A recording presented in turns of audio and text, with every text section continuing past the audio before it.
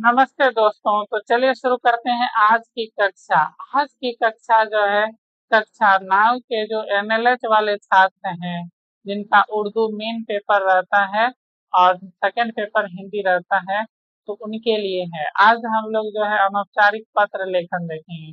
और ये कक्षा साथ ही साथ कक्षा 7 के जो छात्र हैं, ठीक है, क्लास 7 के जो छात्र हैं उनके लिए भी है।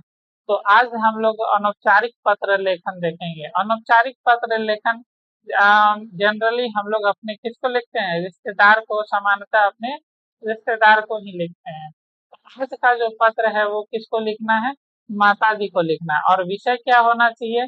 आपने अपने छात्रावास जीवन के बारे में, यानी कि आप जब हॉस्टल में रह रहे हैं तो किस तरीके से रह रहे हैं, आपकी पढ़ाई किस तरीका से चल रही है, इसी विषय पे आपको क्या करना है?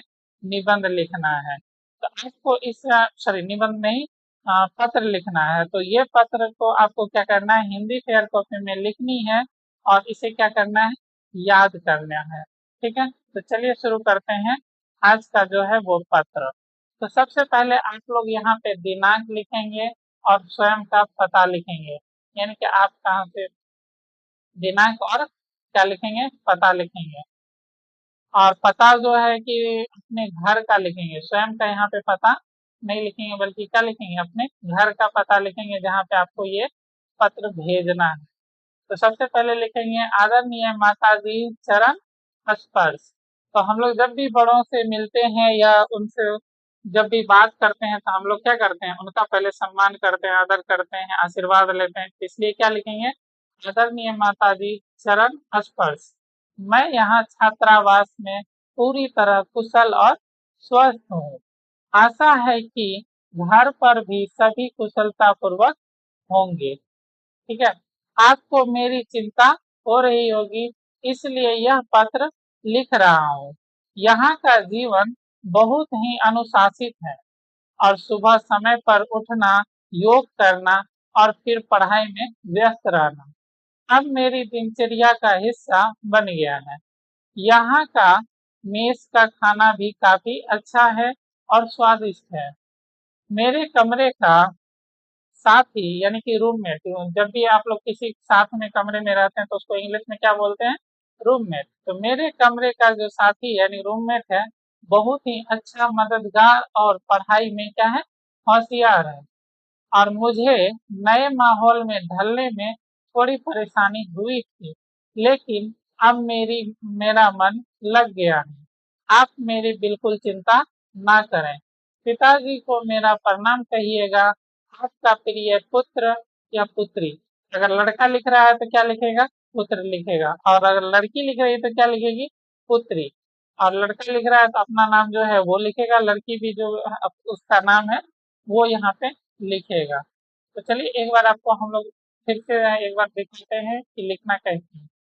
तो सबसे पहले क्या करेंगे? आप इस साइड में, दाहिने साइड ऊपर कॉर्नर में जो है यहाँ पे लिखेंगे दिनांक, और जहाँ पत्र भेज रहे हैं वहाँ का पता लिखेंगे।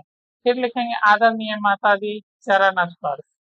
ठीक है, और फिर यहाँ पे थोड़ी सी जगह छोड़ के, यानी कि जब भी हम लोग नया पैराग्राफ स्टार्ट करते हैं, पैराग्राफ चेंज होता है, तो हम लोग क्या करते हैं? थोड़ा जगह छोड़ के लिखते हैं। तो यहाँ से लिखेंगे मैं छात्रावास में पूरी तरह कुशल और स्वस्थ हूँ। आशा है कि घर पर भी सभी कुशलता पूर्वक होंगे। आपको मेरी चिंता हो रही होगी, इसलिए यह पत्र लिख रहा हूँ। यहाँ का जीवन बहुत ही अनुशासित है। सुबह समय पर उठना, योग करना और फिर पढ़ाई में व्यस्त रहना अब मेरी दिनचर्या का हिस्सा बन गया है। यहाँ का मेस का खाना भी काफी अच्छा और स्वादिष्ट है। मेरे कमरे का साथी रूममेट बहुत ही मददगार और पढ़ाई में होशियार है। मुझे नए माहौल में ढलने में थोड़ी परेशानी हुई थी, लेकिन अब मेरा मन लग गया है। आप मेरी बिल्कुल चिंता ना करें। पिताजी को मेरा प्रणाम कहिएगा। आपका पुत्र या फिर आपकी पुत्री। और फिर क्या करेंगे? अपना अपना नाम नीचे लिखेंगे। तो यहाँ पे इस पत्र में देख लीजिए, जिस तरीका से लिखा गया है, जहाँ पे नाम लिखना है वहाँ नाम लिखेंगे, जहाँ दिनांक लिखना है, पता लिखना है वहाँ पे पता लिखेंगे। आपको एक तरफ से छाप नहीं देना है, जिस तरीका से लिखाया गया है बस उसी तरीका से आपको लिखना है। ठीक है, ये नहीं कि अपने मन से कुछ भी कहीं पे भी लिख दिए। तो आज की कक्षा हम लोग यहीं पे समाप्त करते हैं। आपको हमारी यह कक्षा कैसी लगी कमेंट करके जरूर बताइएगा। तब तक के लिए आप सभी को जय हिंद। मिलते हैं अगले वीडियो में।